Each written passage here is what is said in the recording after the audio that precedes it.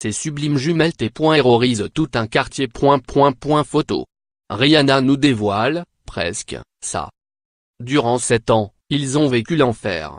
2 jeunes filles, aujourd'hui adultes et mannequins professionnels, n'ont eu de cesse de pourrir la vie de leur entourage.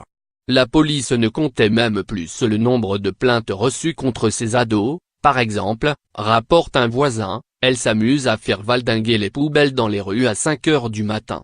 Il faut dire que le terrain de jeu des adolescentes, aux grandes dames des riverains, s'arpente surtout la nuit. Elles mettent la musique à fond, se plaint une autre voisine.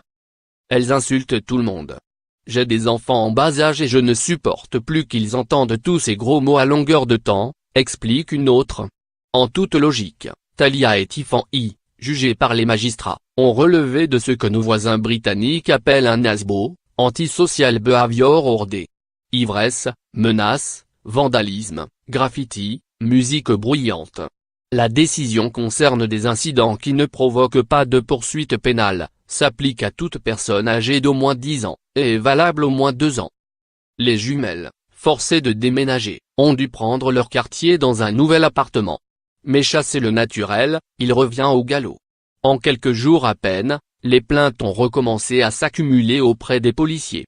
Elles viennent d'arriver, raconte un voisin, et, déjà, tout le monde les connaît. Un autre confirme, il y a des allées et venues incessantes toutes les nuits. Sans compter les cris, les insultes et la musique.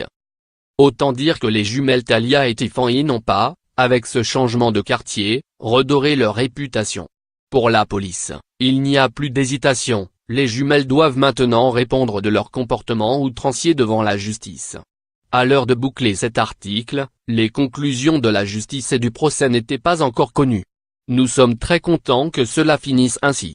Trop de gens ont souffert de leurs actions, confiait un policier.